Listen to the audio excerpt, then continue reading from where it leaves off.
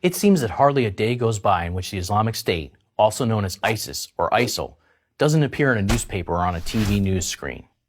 And the news is always bad: hideous death and wanton destruction of a type rarely seen in modern history.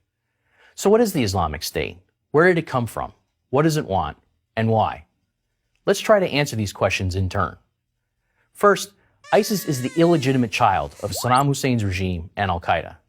Saddam's former military and intelligence officers hold many of ISIS's most senior positions and have overseen the group's rise to prominence. In 2002 and early 2003, some al-Qaeda members relocated from Afghanistan to Iraq, where they prepared to fight the Americans, who toppled Saddam Hussein's regime in March 2003.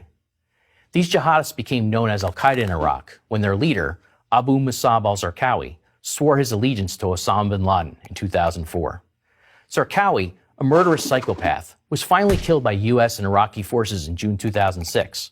Following his death, al-Qaeda in Iraq was rebranded as the Islamic State of Iraq. In 2010, a new leader took control of the group, Abu Bakr al-Baghdadi. Taking advantage of the power vacuum left by the complete U.S. withdrawal from Iraq in 2011 and the Syrian civil war that began that same year, Baghdadi and his lieutenants greatly expanded the size and scope of the organization. At first, Baghdadi was loyal to al-Qaeda's senior leadership, but in 2013 he defied orders from his superiors and declared that his group was now the Islamic State of Iraq and Syria, or Levant, known by its acronyms ISIS and ISIL. It's worth noting that ISIS continues to market Osama bin Laden's endorsement of them to this day. What does ISIS want and why? ISIS is attempting to resurrect an empire similar to those that arose in Islam's early history. These empires were referred to as caliphates and led by a caliph, the Muslims' chief ruler, also known as the Emir of the Faithful. This is, in fact, how Baghdadi's followers now refer to him. ISIS relies on a rich Islamic mythology, with citations from Islamic texts, to justify its actions and portray itself as the true heirs of Muhammad. Their propaganda videos use Islam's early history to frame their actions as part of an ongoing conflict with the Crusaders. ISIS's leaders want their followers to believe they are fighting as part of the same religious war. When ISIS's Libyan branch executed 21 Egyptian Coptic Christians in 2015, ISIS advertised the slayings in a video titled "A Message Signed with Blood to the Nation of the Cross." The Nation of the Cross, of course, meaning Christians. That's why on Libya's Mediterranean shores, the lead executioner of the Egyptian Coptic Christians pointed his knife in the direction of Italy and promised to conquer Rome, the symbolic seat of Christendom.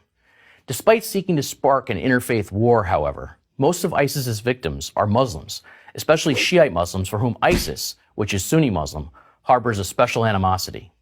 ISIS claims that any Muslim who does not swear bay'ah, an oath of allegiance, to Baghdadi is an infidel or an apostate.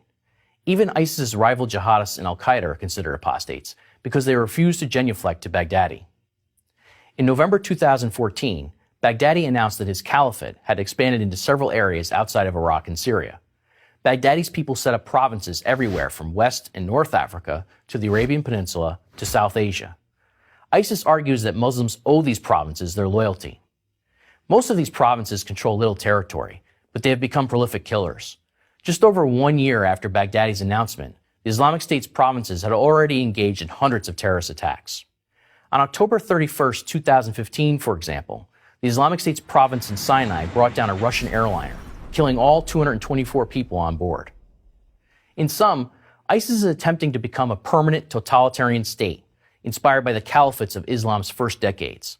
From this base, they will spread their ideology to the rest of the world. Anyone who stands in the way is marked for death. But ISIS's caliphate claim rests on its ability to control territory. This is both its strength and Achilles' heel. Should it lose significant ground in Iraq and Syria, its caliphate claim will become tenuous, severely damaging its legitimacy in the eyes of many Muslims. How this might happen is a key question for the United States, Europe, Asia, and many in the Arab world. But this much we know: it will take much more than airstrikes. I'm Tom Jocelyn of the Foundation for the Defense of Democracies for Prager University.